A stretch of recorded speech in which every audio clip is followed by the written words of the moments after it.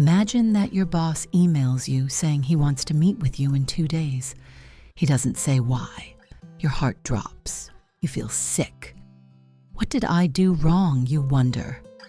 He's going to fire me, you think.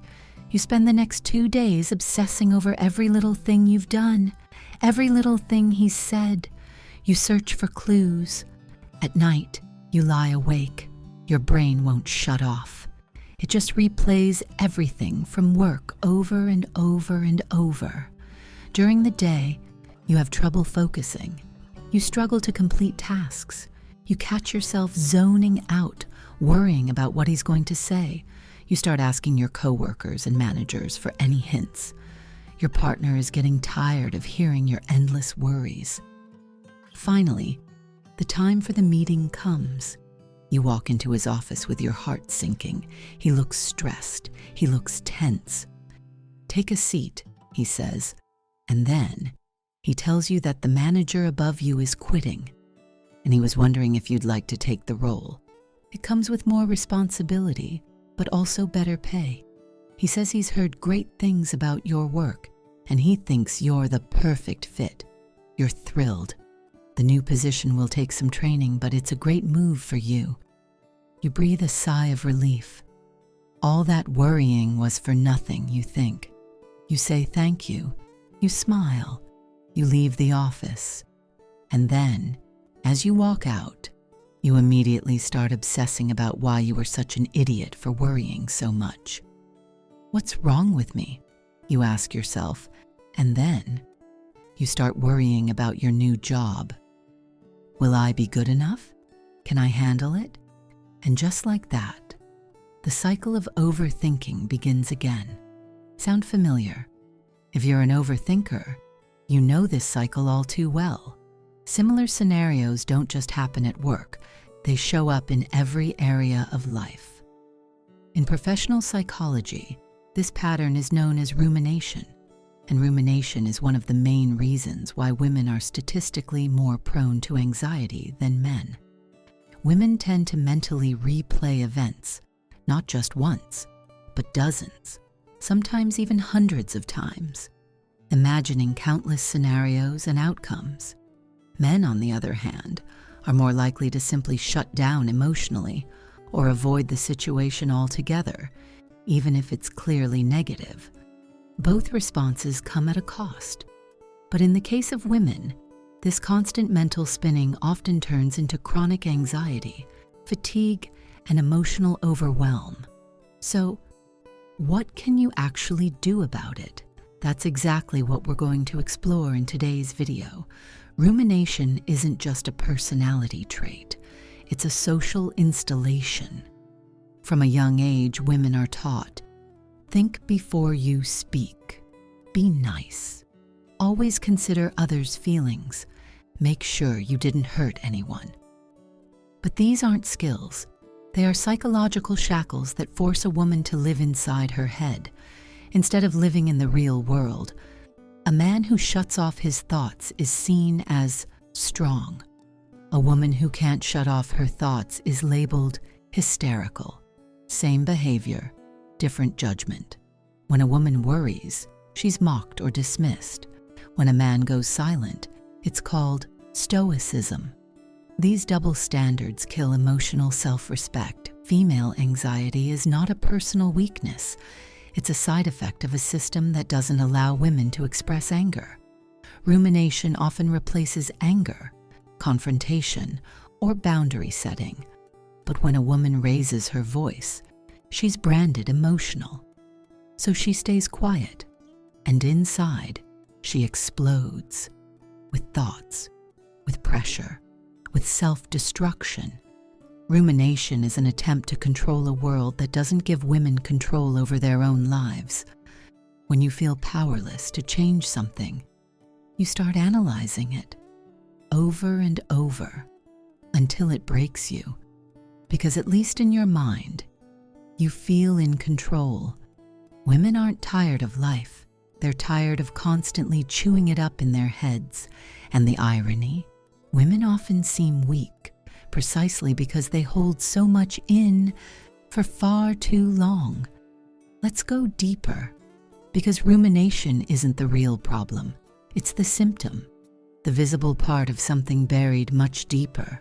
Rumination is what happens when you feel too much, but aren't allowed to do anything about it. You wanted to speak up, but you stayed quiet. You wanted to cry, but you smiled instead. You wanted to scream, but you swallowed it down. And the emotion? It didn't disappear. It simply moved into your mind, where it started spinning, looping, obsessing, until the thoughts became louder than the pain itself.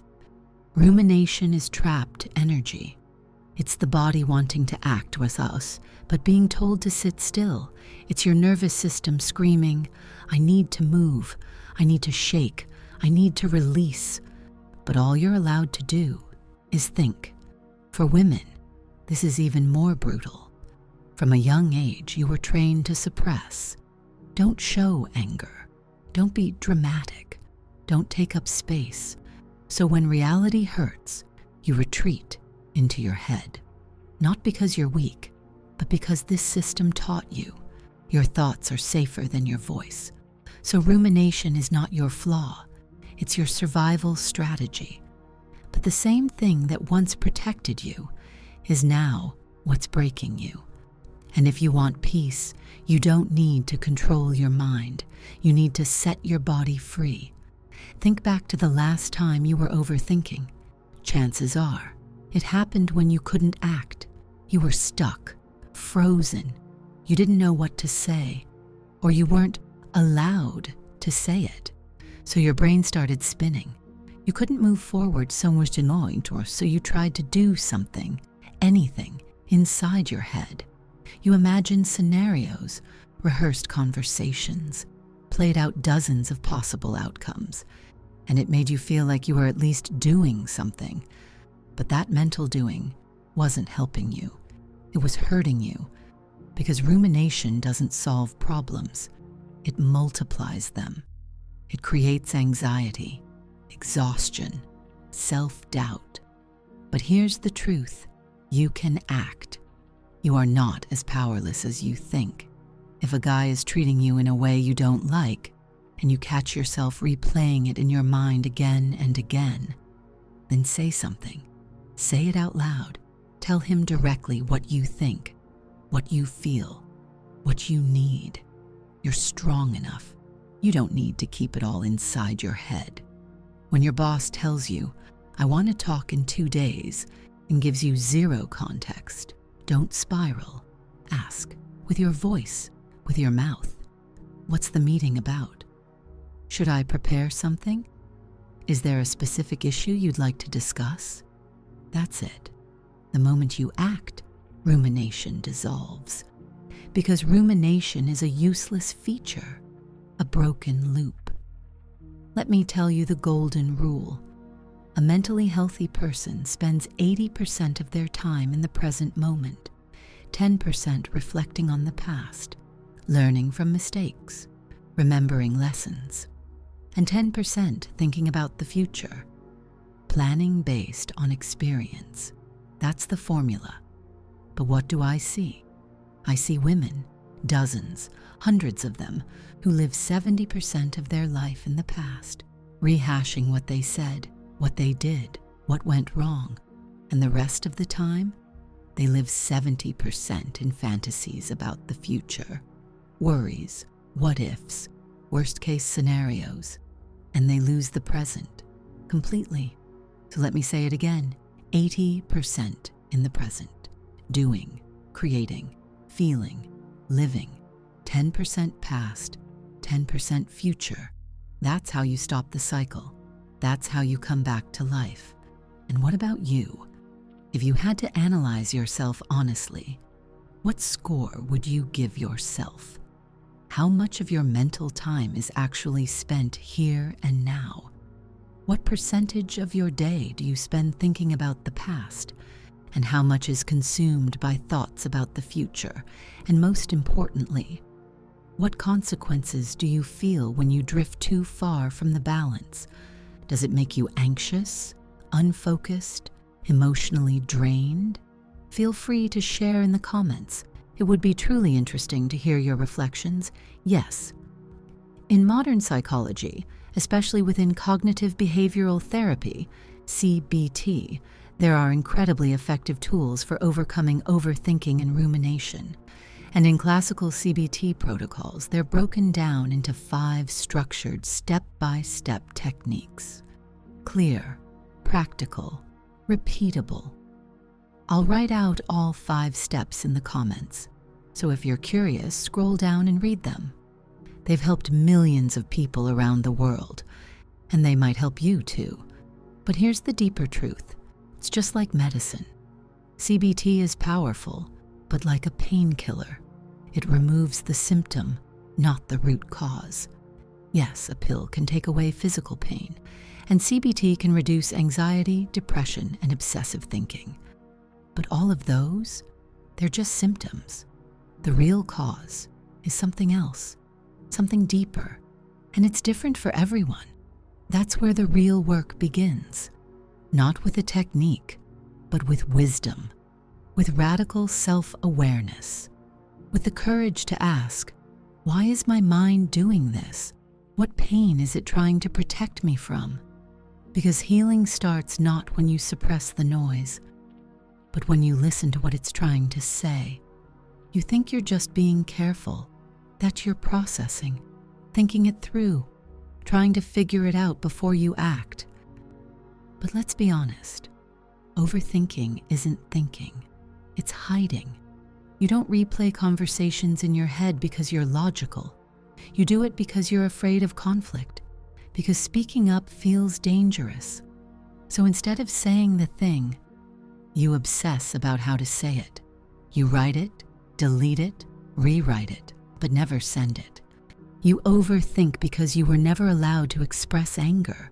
You were told to be nice, to be quiet, to not make a scene. So now, every time something hurts, you don't fight back.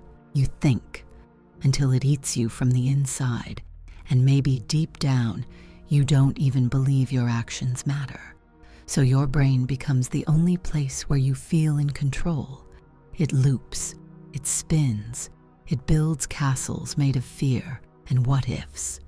Because if you can't act, you can at least imagine acting, and that becomes your survival. For many of us, this started with rejection. You spoke up once, and it cost you. Maybe they mocked you, left you, used your honesty against you. So now you overanalyze every message, every look, every pause. Not because you're weak, but because you're trying to prevent that same pain from happening again. And then there's the good girl complex, the deep, buried belief that you must always be perfect, pleasing, polite, that you must never offend, never disappoint. So you scan every possible outcome, every possible reaction before you make a move, and in doing so, you freeze. Overthinking also hides under the mask of perfectionism. You wait for the perfect moment, the perfect words, the perfect clarity. And while you wait, life passes by. Opportunities die, and nothing changes. And here's the harshest truth. Sometimes you overthink because it secretly benefits you. As long as you're still thinking, you don't have to risk failure. You don't have to act. You don't have to face rejection or take responsibility. Overthinking becomes your safe zone, your alibi, your invisible cage. It looks like control, but it's not.